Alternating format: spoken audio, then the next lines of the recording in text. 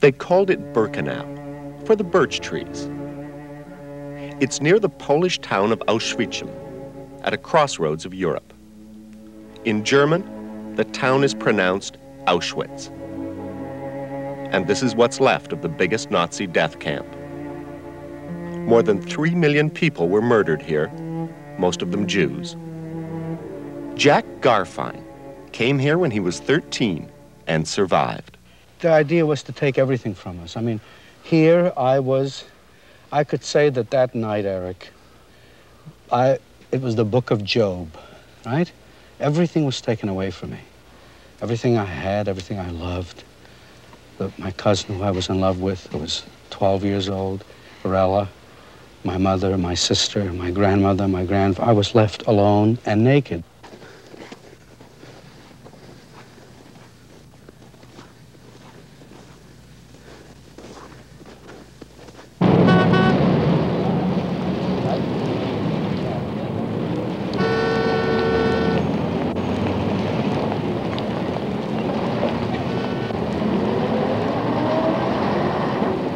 At 23, just 8 years after being freed from a concentration camp, Jack Garfein was producing plays in New York. He discovered George Peppard, Steve McQueen, Ben Gazzara. Carol Baker became his wife. His latest play got good reviews from the important critics. It could go something like this. I can make them... As a producer, part of his skill is attention to detail, plus a certain zest for life and its little absurdities. You should be comfortable. You should read a little paper. Garfein was 15 years old and weighed 48 pounds when the British found him on the edge of death in the concentration camp at Belsen. I'm going to come right through here. So. He'd ended up there because at Auschwitz, the Nazis spared him for slave labor. Okay, like that, and then...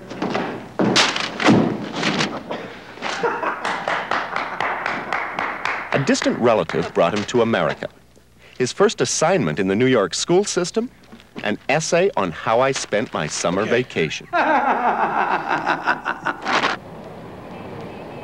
Garfein had been through 11 concentration camps, marched across Europe, laying railway track for the Germans.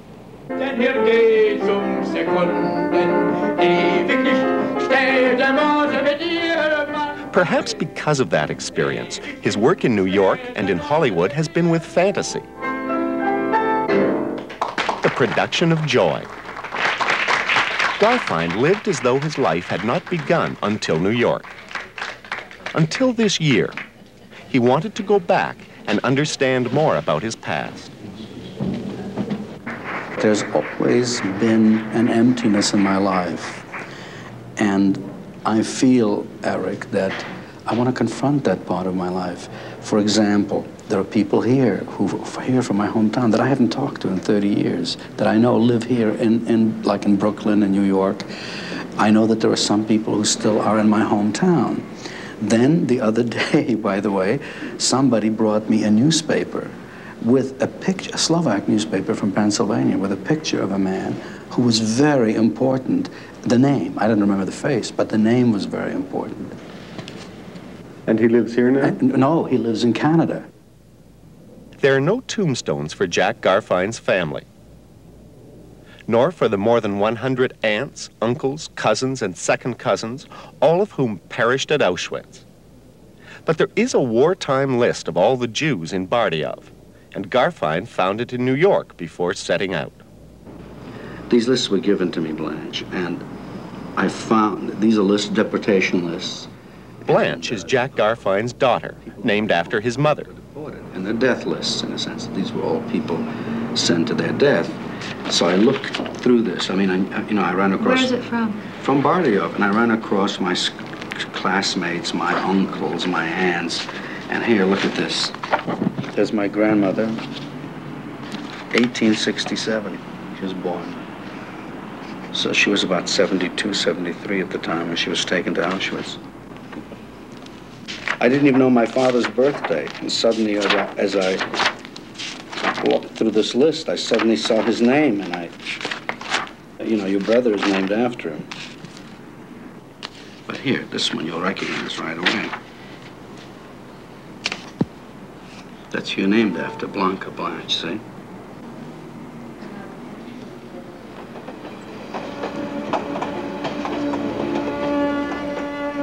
They came here on a May night in 1944, by boxcar to Auschwitz. That month, the German SS was killing as many as 1,000 Jews an hour. The bodies were cremated in ovens or burned in giant pits. The first sounds when the train stopped were orders from the auxiliary guards, called capos.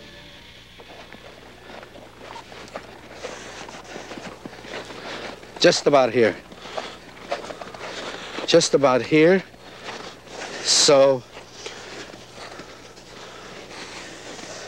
we jumped off the trains here, and they were all screaming, and there were capos that were yelling and saying, just get off the train, hurry up. And they beat the people who were slow getting off, jumping off. You know, they would hit over the head. And it was at night? Yeah, at night, and there were huge lights that were on us. You know, there were, look at the deer, or the rabbit. Right there.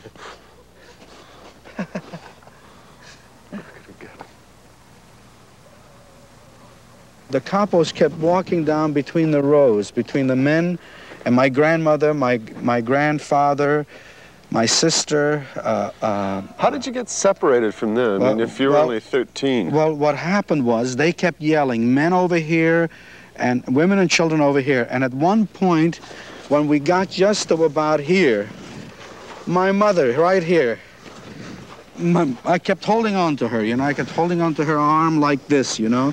And there was always a kind of a sibling rivalry between my sister and me.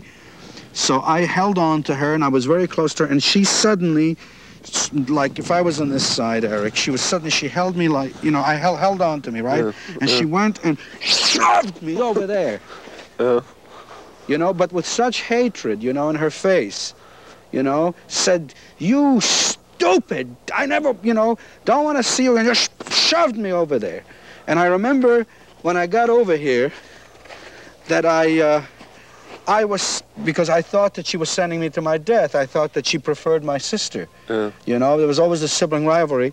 So I stood over here and I said to myself, I hope she drops dead. That was the real thought.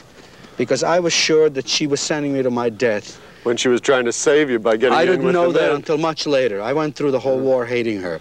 Because to me, as a child, the idea was the children and women were always saved and were given preferential treatment. Whereas the men were the ones that went to war and were being killed. So I thought by shoving me to the men, she was sending me to my death. But obviously, she knew You lived, and that night she and your sister were probably gassed. Well, yeah, they were, not probably, they were. So then what happened was I stood here, I never looked back at her. I never looked back, and meanwhile, the capos kept saying, you know, keep moving ahead, keep moving.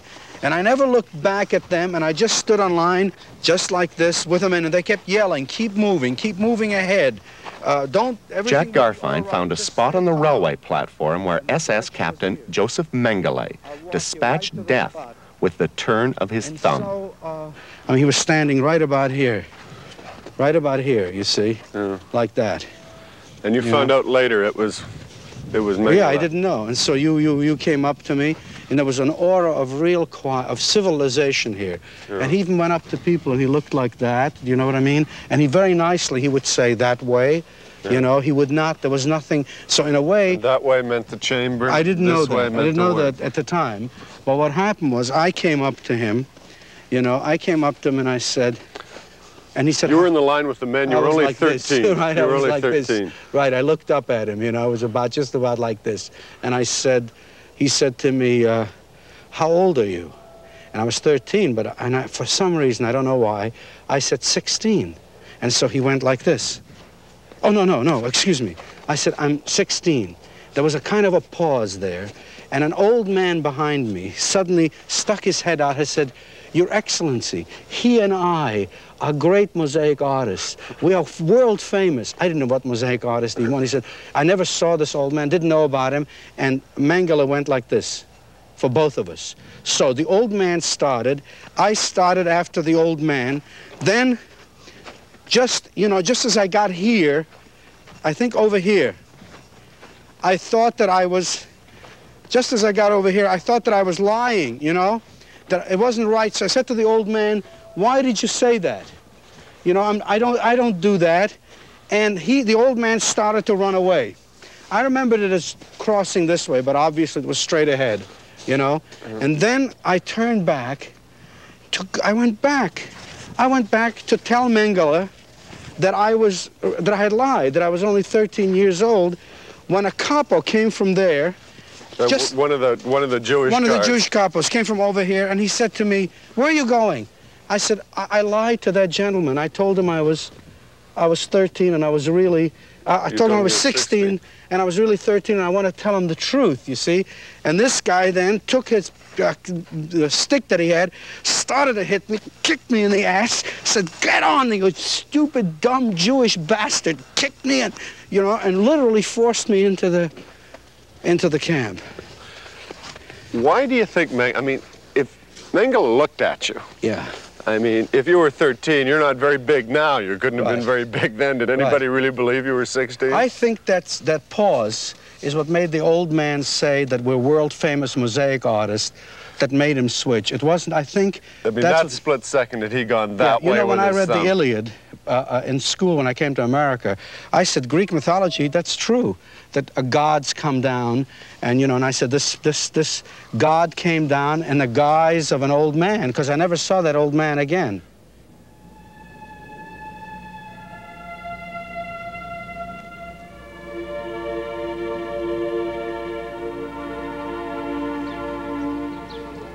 The war on the Jews in Europe in the 30s took shape with anti-Semitic demonstrations, not only in Germany, but in cities like Bratislava. It's the ancient capital of Slovakia, on the Danube, not far from Vienna. Slovakia had been a feudal corner of Central Europe until 1918, when Slovaks and Czechs together created a new republic called Czechoslovakia. But some of the Slovaks who were defiantly conservative Catholics resented the more liberal Czechs. They wanted to go their own way and had their own party, named for the founder, Father Andrei Hlinka. There were many factions to the Hlinka party.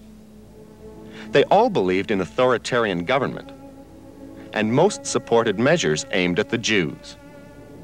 The radicals wanted a separate Slovak state. But in 1939, the only way to get it was through a secret deal with the German Reich. Hitler was delighted to give Hlinka party leader Josef Tiso protection for an independent Slovakia, if that Slovakia would follow the Nazi line. On March 14, 1939, Hitler's plans crystallized. Czechoslovakia was finished off as a country through the creation of the Slovak state. Slovakia would be ruled by the Hlinka party government, which had pledged allegiance to Hitler.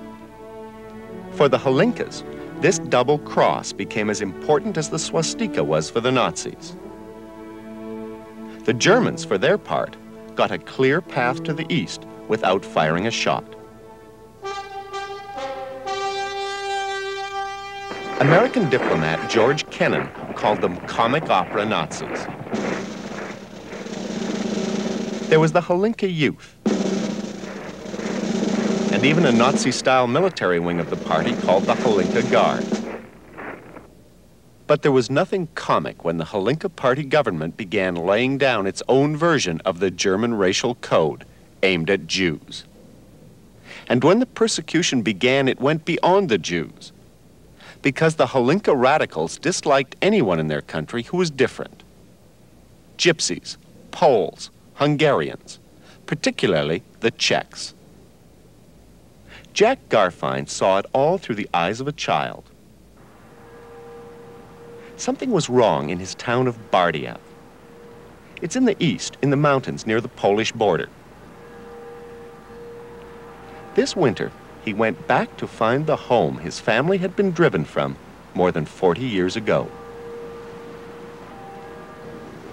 Wait a minute, wait a minute, wait a minute. Something about this church that's coming back to me. This is the street. I think this was the street. It's a kind of lumber yard. Yeah?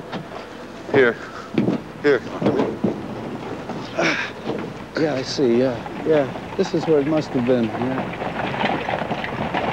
That's all there is. Yeah. The house was demolished. The street was rubble. The lumber was for a new apartment building. I remember the mountain. You remember the hill? I mean, as a kid, you must have played up in those. I know the hill. Here was the yard. What did your mother plant in the garden? Oh, I'll tell you in a minute, but here was the yard where I had all these chickens that wouldn't recognize me and know me. My job was to feed the chicks. And the chickens, the moment I come home from school, they would all know that I'm home, and they would run, and I would drum. And I'd have a parade. They'd follow me down the whole yard, and then I'd feed them, you know? That's probably the root of your career in the theater, Jack. The chickens following you anywhere. The chickens following me, yeah, to the drum beat, yeah. Laws were being passed saying that Jews couldn't live on the street. Well, there was more than that. How did a 10-year-old understand that? No, there was more than that. They used to come in, and Jews had to give up all their gold. Then they had to give up the money. And I saw them coming in, and I felt utterly helpless because I was a kid, and I saw my father, you know, humiliated. I sensed what he felt, that he couldn't protect his own wife or anything. He considered himself a Czech citizen, and there they were taking, you know, belongings. He had to hand things over. They walked into our house, and I was angry. It's only rubble now, but he needed a piece of his past to take back. Fair enough.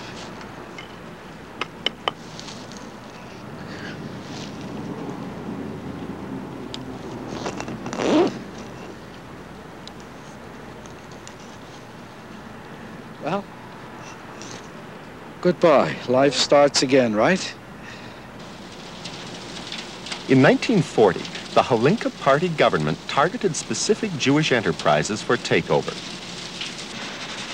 Among them were sawmills, a major industry in Bardia. The sign said corn and Garfein. He was your father's partner. Yeah. Corn. Yeah. My grandfather's partner. Ah, the smell. The smell of the lumber.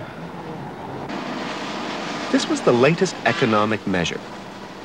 Jobs and businesses would be taken away from Jews, and most ended up with the Holinka Party faithful and their friends. The Jews had been reviled, terrorized, turned into outcasts. Some were destitute. Well, that was How does it begin?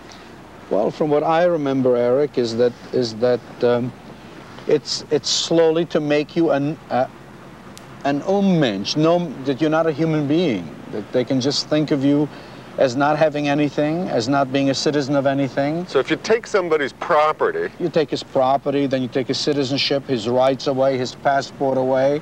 It becomes an embarrassment. Well, he suddenly becomes a non-person, you see. I mean, those are the steps that sort of, make him a non-person. But the employees at the sawmill certainly didn't see the Garfeins as non-persons. Jack's father packed up the family keepsakes and entrusted them to a young employee. Jack remembered the name. How much do you remember about this man? Well, he's going to be very old. Oh, no, he's old. I think he was about the age of my father's. He used to work for my father, Eric. And he knows that we're coming. I mean, he knows that I'm coming. And I have a memory, a vague memory, that there was a trunk with our belongings that he was entrusted with. But we knew him, he was a real friend of the family. And he was somebody your father trusted back then. Yeah, oh yes, at completely. The lumber yard. Yeah, because they grew up together too here, And they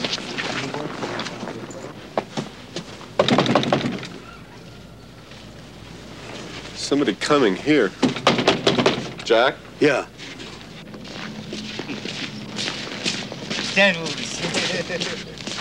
Come on, boy.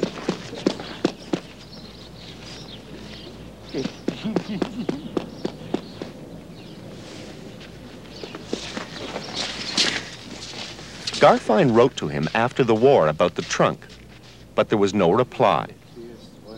And now, 40 years later, Garfein wanted to know if there was anything left behind. The old man took him into his daughter's home.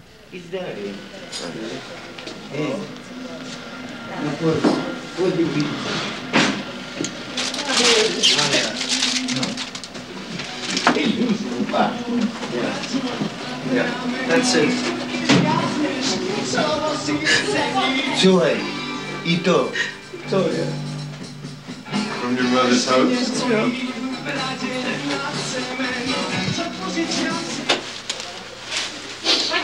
In the bedroom. In your mother's bedroom? Yeah. It was right above the bed,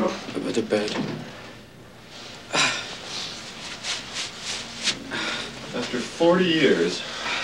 No? God, it's indeed something that... I immediately walked in. I saw, I saw them. Well, there's under the builder. It was the only inheritance he had. But the old man's daughter felt the same way. She'd been given it by her father as a wedding present and refused to give it up.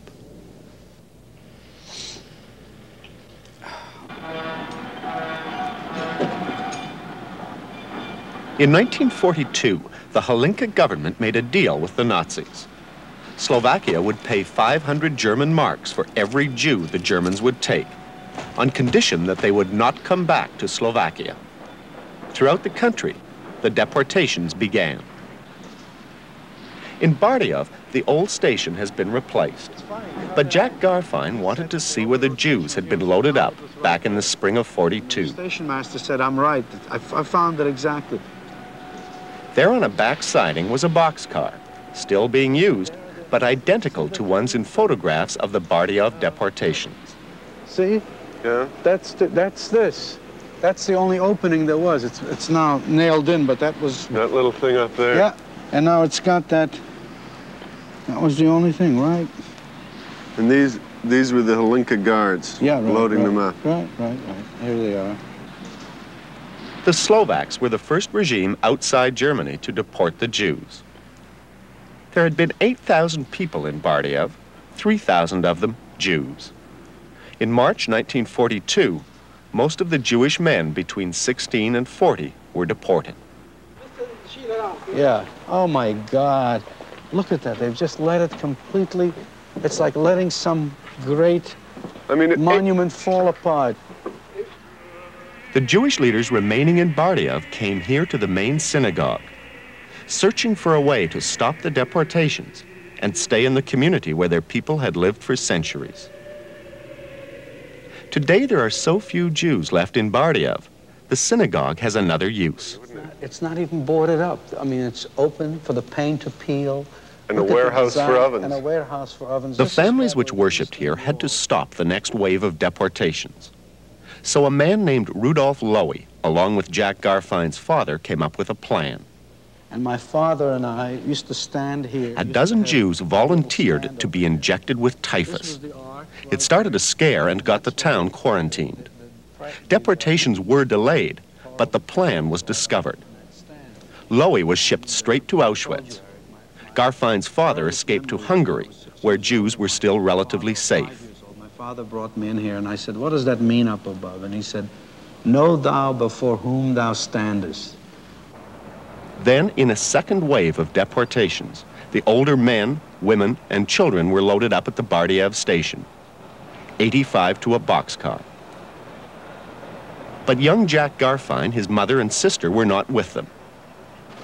They left the breakfast dishes on the table and walked the other way right through the main square. After your mother had decided we're not going on those trains, she believed that people were going to their deaths. Right. Oh, that was the thing. They used to call my mother Black Blanca because she was a pessimist, they said, because she didn't believe there were transports. She said, we're going to our death. So she asked us, we ripped off our stars. She took our hands. You and your sister? Me and my sister was 8. There's no evidence of Jews being shot, But there were men with guns all around. To a child, it was terrifying.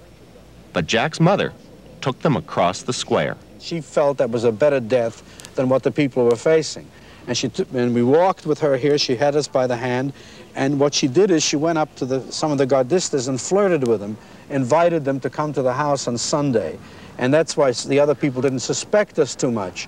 And then, but it was a Dostoevsky walk. And that's how we're defining it. Dostoevsky, when a person's going to their death, the condemned, how in that short period of time they try to live their entire life. I expected at any moment that I would be shot or that something would happen. Well, it would have taken just anybody to say, look at, they're Jews, they've ripped their star off. Where are you going? Hey, they're Jews, just yell across the way. They ripped their star, anybody. And you had somebody there who was going to help you? Way outside were the customs officials who were bribed by my grandfather to arrest my mother on trumped-up charges the whole thing a ruse. Right. And then get you over to Hungary. That's right, exactly. I mean, thank God you had a bit of money. You could bribe somebody to help you. Yes, thank God my grandfather had some money, yes, in Hungary. Because there were the Jewish laws were not introduced in Hungary yet. The Jews lived in relative security in Hungary yet. Many of Jack's cousins, aunts, and uncles did not escape Bardiev. They were shipped to Auschwitz. But Garfein's immediate family was safe in Hungary for 2 years, until Adolf Eichmann swept up the Hungarian Jews in 1944 and shipped them straight to the death camps.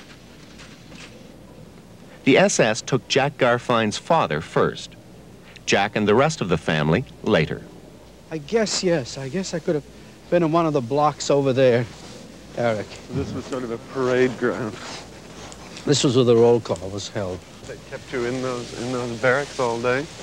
All day, but for roll call, I'll tell you, I think it was right here.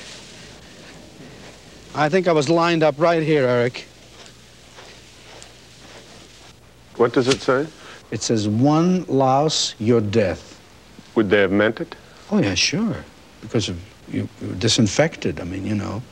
What was this for down the center? This is where the capo, or the SS man, see, would walk right along here because he had a view of everything, of what was going on above and below.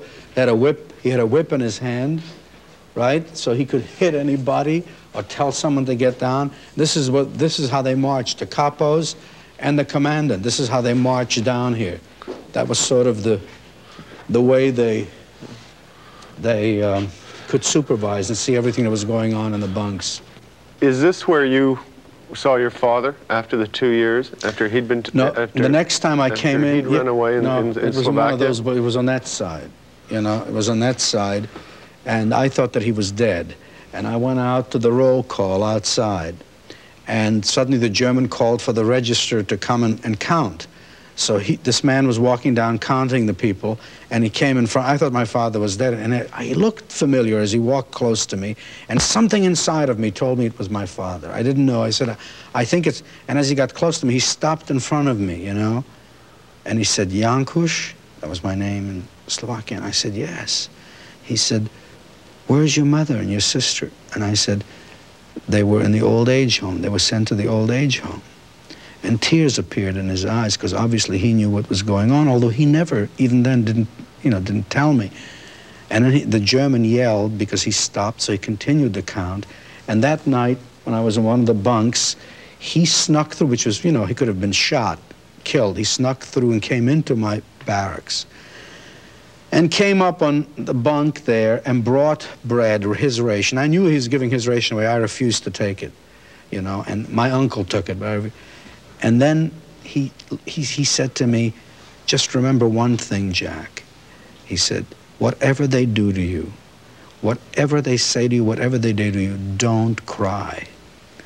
And I tell you, Eric, that was a great piece of advice, because when the Germans, the Nazis, you know, the SS or the capos would beat somebody, if you started to cry, they'd say, shut up, be quiet. And the person didn't, beat him more, said, shut up. You know, and they beat him to death. And I got a few beatings, but I always heard his voice saying, don't cry. And no matter what, I never cried. Look at that. Somebody left that here, huh? 40th anniversary of the liberation. Now, I found incredible what they were saying, that when the Soviet soldiers finally liberated the place, that the ashes were still warm. I mean, they kept working till the last minute. There's still pieces of bone, teeth. God. Reconstructing his life, the events in Bardiev were clear in his memory. But to understand what was happening to him as a boy in those years, he needed the other side, too. Someone who'd represented the Hlinka policies in Bardiev. Someone who might even remember his father. There was the name in the newspaper of the man now living in Canada. Yeah. I talked to an old man yesterday. He was 73. Adam Rebar was his name. And he'd been a member of the Hlinka Guard, but he was thrown out in 42 because he was caught hiding a Jewish lady in his house. But he says the man in charge in this town at the time was Stefan Reichstatter, that he was very tough. Meyer and Sarah Spira are one of the last two Jewish couples in Bardiev. They remember Reichstatter as the party's head man here, too. But was that during the deportations? 42, when the lists were drawn up, when the people were shipped away, who was the head then? In 42. Where is gewesen der Haupt in 42? Reichstatter. Yeah, Reichstatter, he was the head of it. She would have been very young. Is this just a name that she has heard since, or does she really remember Reichstatter from that time, seeing him and him being here? Fragt sich, ist das ein Nummer, was die kennst nur jetzt, weil das gehört, oder ist das ein Nummer, was die es gehört? Gehört damals, nicht? With their own eyes. Damals ist es gewesen, die muss niemand der Transporten, gewinnt du der Herster. When they took the transport, he was the chief man here. This old photo comes from the police station in Bardiev, where they identify Reichstatter as this man, with the prominent jaw. From archival documents on the Hlinka Party, Reichstatter, Stefan, District Secretary of the Hlinka People's Party for Bardiev in 1942. Beside what is now Communist Party headquarters in Bardiev is an abandoned building which had been the district secretary's office, the office of Stefan Reichstatter. No doubt he was important here, the party's local man. But the orders to deport the Jews came from the government in Bratislava. An elite corps of the Hlinka Guard came in to help the locals round them up. In 1942, the Jews were shipped to a collection center, and then directly to Auschwitz. The death camp was 175 kilometers from Bardiev. St. Catharines, in southern Ontario, near Niagara Falls. There's a big Slovak community here and a Slovak hall. The picture is of Josef Tiso, the president of Slovakia who collaborated with Hitler during the war. And beneath the double cross of the Hlinka Party, they sing the Slovak national anthem.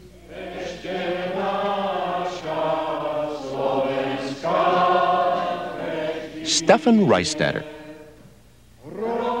He came to Canada in 1948, worked in a General Motors plant during the day, and edited the Canadian Slovak League newspaper at night.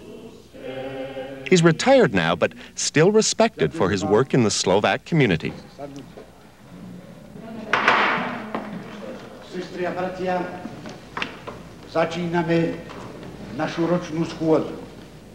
It was this picture of him on the front page of an American Slovak newspaper which started Jack Garfein remembering. But he has to be sure about Stefan Reichstatter. Garfein knows the Hlinka man in Bardiev didn't make the policy, didn't ship him to Auschwitz. But he was important in tiny Bardiev in those years, and perhaps at the side of the Hlinka Guard, loading the Jews.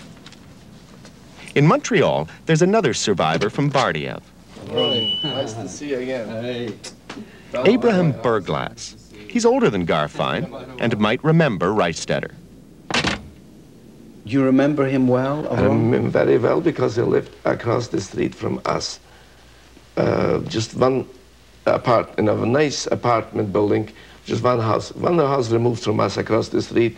I saw him very, very often. Okay, if I showed you a picture, and I have a picture with him with a group of people, you think you could pick him out of that I believe so, because I cannot forget the face. Well, he was then. I got this picture in Bardiev, you know, and I only remember the name. I didn't remember the person, obviously. I was younger. You were older than I was. So I'll show it to you. See if you can pick him out, all right? I'll try. Here.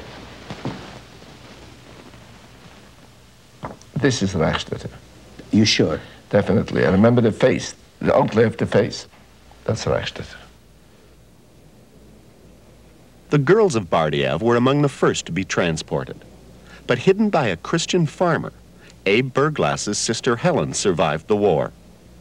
I was born in Bardiev. I had my happy childhood days in Bardiev. Then the Hlinkova Garda started to be a very powerful group, and as the anti-Semitic laws were becoming more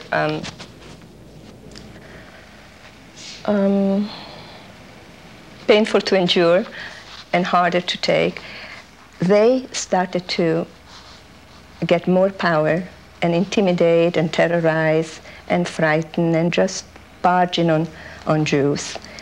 And the Jews were scared of them. I remember the name Reichstätter. When I just heard the name, that I felt fear. Jews were banished from the streets in Bardiev after 6 p.m. One night, 2 boys who were 5 minutes late for curfew, pursued by the guards, ducked into the Berglass house and then right out the back door. 2 minutes later, 3 uniformed young men, Reichstätter and 2 other men, barged in. We were still very excited about these young men running out this way. Are you hiding Jews here? Who is hiding here? Who are you hiding here? We're going to search your house. 1 up, 1 down. Who do you have here? We said, we have nobody here. We are not hiding anybody here. And I thought to myself, the big man himself, I got very, very scared. So I remember that very well, and I remember that I thought, it's such a small thing. Somebody is 5 minutes over the curfew, and these Gardistas are so anxious to get Jews in jail or punish them or just show them how powerless they are. Jews feared the Hlinka party, and in the town, Stefan Reichstätter was the party man. In my memory, he was the chief instigator of anti-Semitic propaganda, of vicious talk, of talk to, what's the word, incite the other Gardistas, and to show that the Jews are non-persons, and you can treat them any way you want to. Before the Hlinka Guard took Jews to the station, there was a roundup in the square. Abe Berglass saw Reichstätter standing between 2 Hlinka Guard commanders.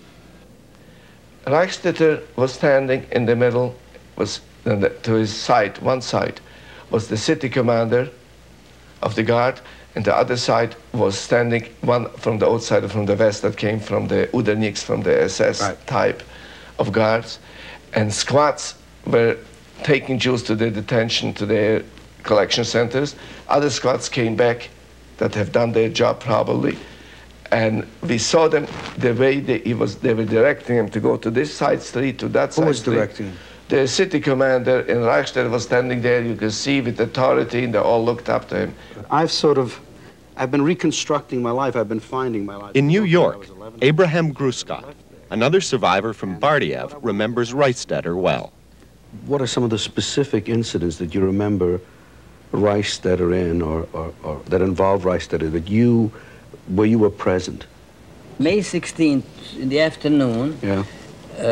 Stefan Reichstätter himself had come to the station together with the Deportation Commission of Bardiev, and inspected the cattle trains in which there were about 85 people to a train, to a wagon, and they were deported through Gillian to Auschwitz.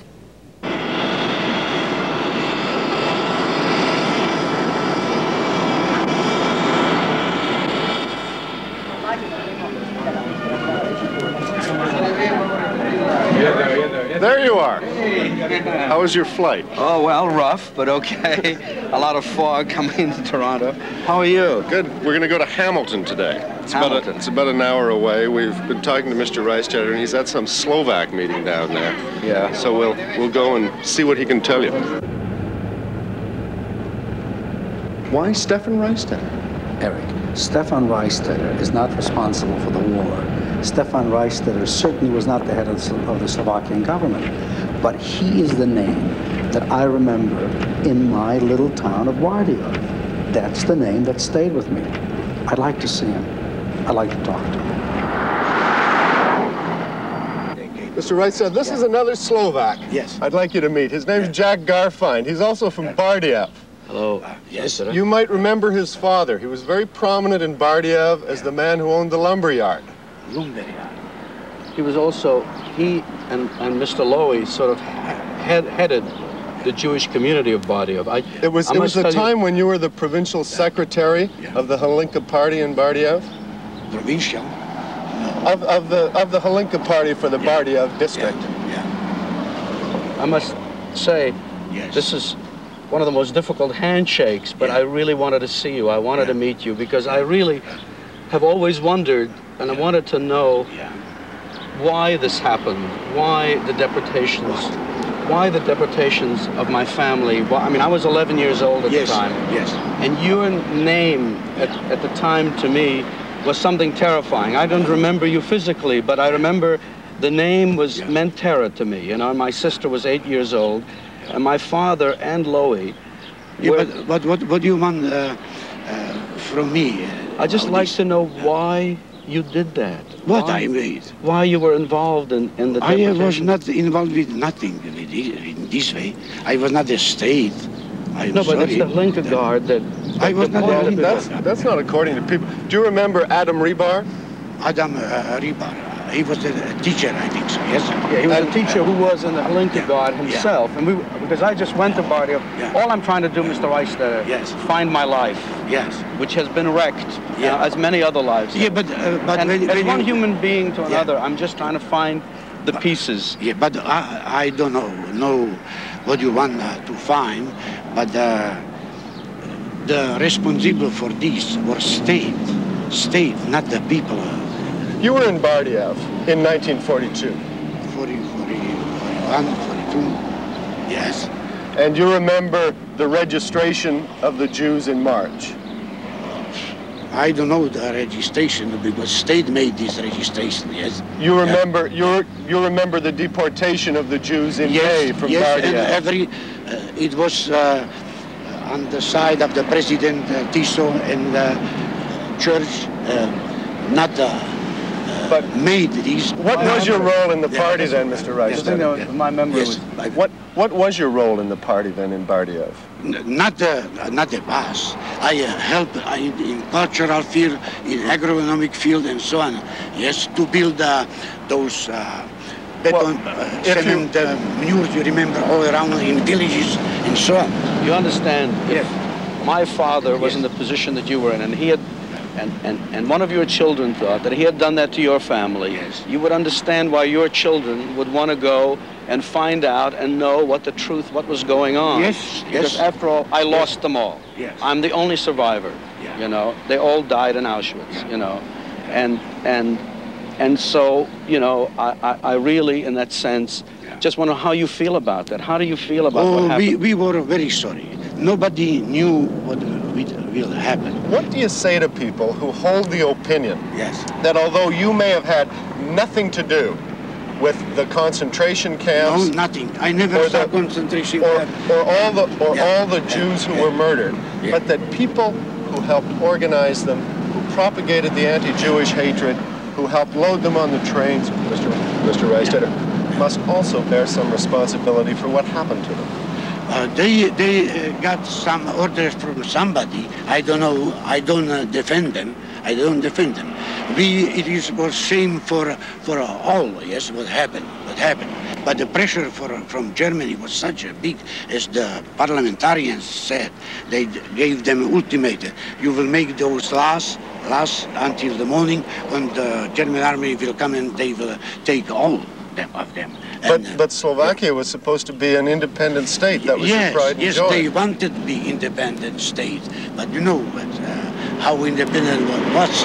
What was your job with the Hlinka Party? I was as a administrator or something like this. The administrator of the party for Bardiev. No, not for Bardiev, not for Bardiev. It was a district over there, yes. The whole district. Yeah, and we care about people. We made during the winter time those courses for ladies to make, because they had everything. In the list. Thank you very much for your time, sir. I am, when you mean something wrong, I didn't make. That you can be sure. I didn't hide myself in the corner. I was open, and when I work in Canada for Slovakians, and as I work in okay, bye-bye. Thank you for your time. When you want something, we'll talk to you. Bye-bye. What do you think of that? I mean, at the moment, I'm sort of shocked that he doesn't want to face whatever it is that I was trying to make him see, because I think not just for me, my family, but it's important for the truth. And the fact that he said the Hlinka Guard was moving trees and we're helping old ladies that were building this instead of what we know, are the facts. Well, I don't know. There certainly were an awful lot of people in Bardiev who identified him as the man in charge. Well, he says now that he was the administrator of the party, but that didn't really entail anything to do with. But that's why I asked him about Jews. Why that name, why that stayed with me, why that was so terrifying to me, And I mean, obviously, where did I get it from? Where did I know it from? And it's a bit disappointing. I had hoped that perhaps he would, even if he had been part of it, that there would be real regret at trying to do something about it. In a way, I am very queasy about going up to somebody who's 65 or 70 years old and saying, what did you do during the war?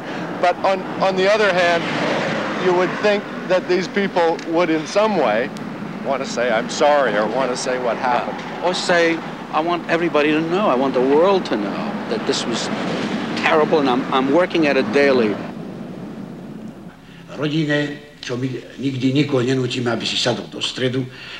Reistetter does say is that he was only a bystander. Through his lawyer, he adds that on one of the days that the Jews were being deported, he did go to the station, but only as an ordinary citizen, just because he was curious, and never to inspect the trains. So he, as a powerful man in Bardiev, by his own account, watched as hundreds from his town were being loaded up, men and women, children and old people, 85 to a boxcar. Surviving Jews have a very different memory of Reistetter's role in those days and his moral choices. For Jack Garfein, at the end of his journey, there's only silence. He says he feels alone, no one to comfort him, no one to take any responsibility.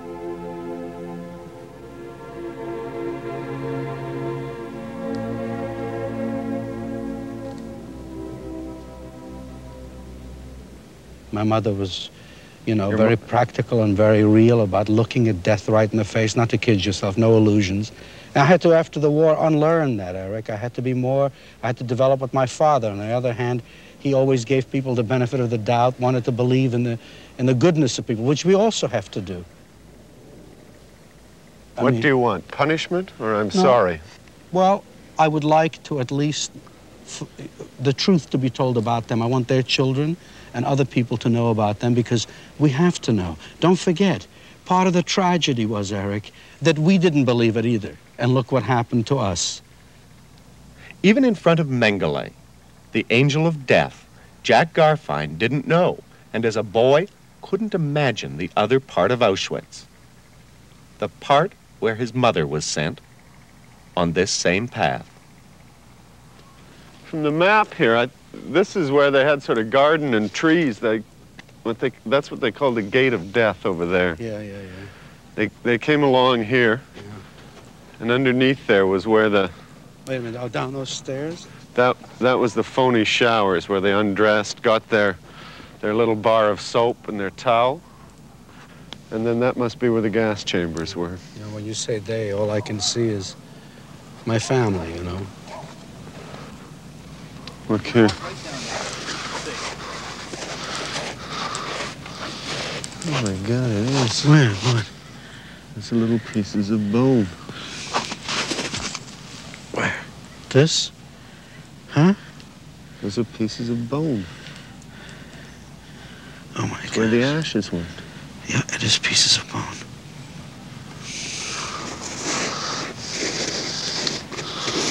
God, look at that.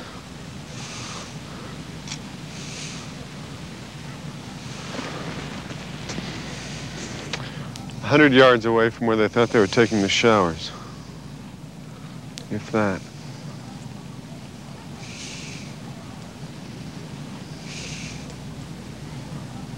And I wonder how deep it is.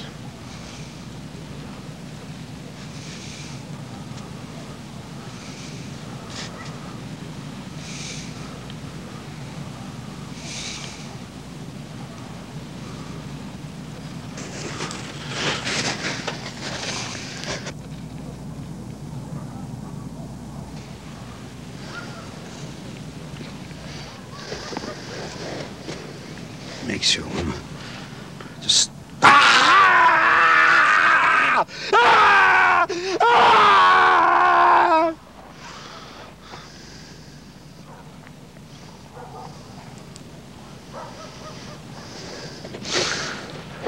Awful thing. Come on.